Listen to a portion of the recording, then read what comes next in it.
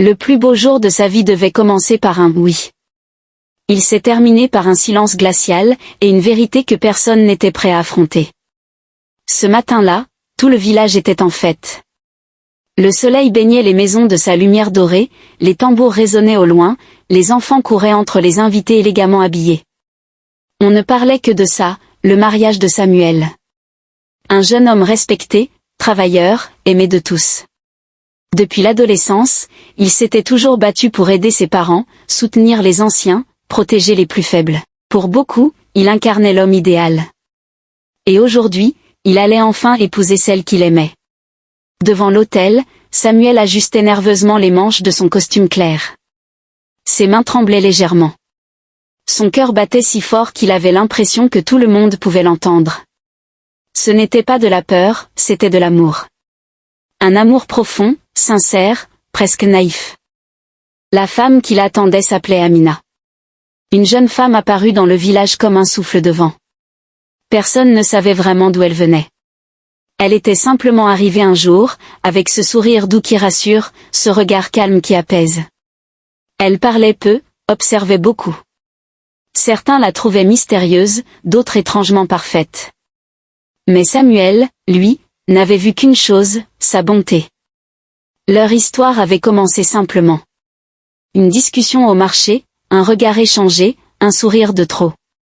Puis les rencontres s'étaient multipliées. Jour après jour, leur lien s'était renforcé. Amina était différente des autres femmes du village.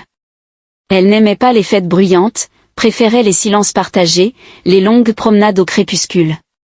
Samuel trouvait cela touchant. Il disait souvent, avec elle, le monde semble plus calme. Et aujourd'hui, ce calme allait être brisé. L'église était magnifiquement décorée. Des fleurs blanches partout, des rubans dorés suspendus au banc, une musique douce jouée à l'orgue. Les invités murmuraient, souriaient, filmaient déjà. L'émotion était palpable. On attendait l'entrée de la mariée. Soudain, les grandes portes s'ouvrirent lentement. Un rayon de lumière traversa la nef. Et Amina apparut. Elle était éblouissante. Sa robe blanche semblait flotter autour d'elle. Chaque pas était lent, presque irréel, comme si elle glissait plus qu'elle ne marchait. Son regard restait fixé sur Samuel. Le monde entier semblait disparaître autour d'eux. Les invités chuchotaient, « Quelle beauté !» On dirait une apparition. « Chi est magnifique !» Mais certains, plus attentifs, ressentaient un malaise étrange. Comme si quelque chose n'allait pas. Samuel, lui, ne voyait que l'amour de sa vie. Les yeux humides, le sourire aux lèvres, il attendait celle avec qui il rêvait de construire un avenir. Amina avançait encore. Plus près. Encore quelques pas. Puis le destin frappa. Une demoiselle d'honneur recula maladroitement pour laisser passer un enfant. Son talon accrocha le bas de la robe d'Amina. Un léger bruit de tissu. Une déchirure presque invisible. Et la robe glissa. Au début, personne ne comprit. Puis quelqu'un cria. Sous la robe, là où tous s'attendaient à voir des jambes humaines, il y avait des écailles. Vertes. Brillantes. Épaisses. Et à la place des jambes, une immense queue reptilienne ondulait lentement sur le sol de l'église. Le temps s'arrêta. Un silence terrifiant s'abattit sur la foule. Les téléphones tombèrent des mains. Les visages devinrent pâles. Un enfant se mit à pleurer. Une femme cria, « Ce n'est pas humain !» La panique explosa. Certains reculèrent en hurlant. D'autres restèrent paralysés, incapables de bouger. Le prêtre laissa tomber son livre. Les parents de Samuel crièrent de fuir. Samuel, lui, ne cria pas. Il recula d'un pas. Puis d'un autre. Son souffle se bloqua dans sa gorge. Son regard était fixé sur Amina. Celle qu'il aimait. Celle qu'il allait épouser. Lentement, Amina releva la tête. Ses yeux avaient changé. La douce couleur sombre avait disparu. À la place, deux pupilles fines, jaunes, lumineuses. Des yeux de serpent. Elle savait. Tout était fini. D'une voix grave, calme, presque triste, elle parla, « Samuel, je t'aime. Même si je ne suis pas comme vous. Chaque mot transperça le cœur de Samuel. Sa voix trembla quand il réussit enfin à répondre. « Pourquoi? Pourquoi tu ne m'as jamais dit la vérité ?» Amina ferma les yeux. Ses écailles frémirent légèrement. « Parce que j'avais peur. Parce que je savais que tu me rejetterais.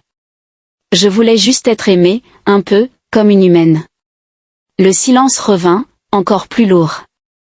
Samuel sentait son monde s'écrouler.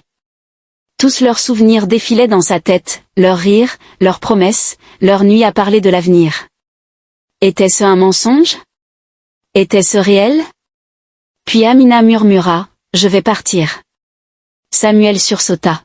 « Non. Attends. » Mais elle savait que c'était fini. Elle retira lentement le haut de sa robe. Son véritable corps apparut au grand jour. Les écailles, la queue, tout était visible.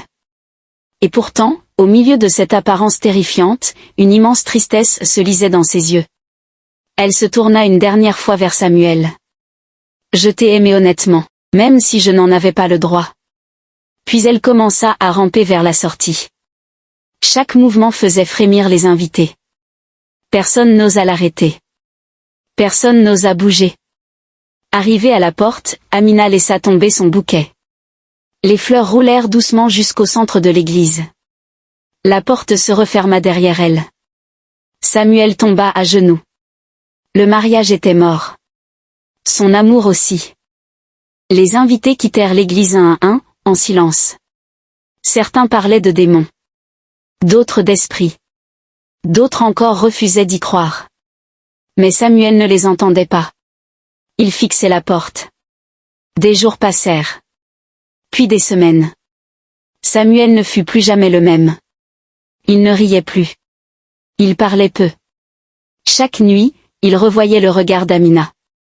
Pas un regard de monstre, mais un regard d'amour. Il comprit alors une chose terrible, parfois, l'amour est sincère. Mais la vérité est trop lourde pour le monde. Amina avait disparu à jamais. Mais dans le cœur de Samuel, elle ne partirait jamais. Et depuis ce jour, dans le village, personne ne parle plus jamais d'un mariage sans frissonner, car l'amour peut tout accepter. Sauf parfois, la différence.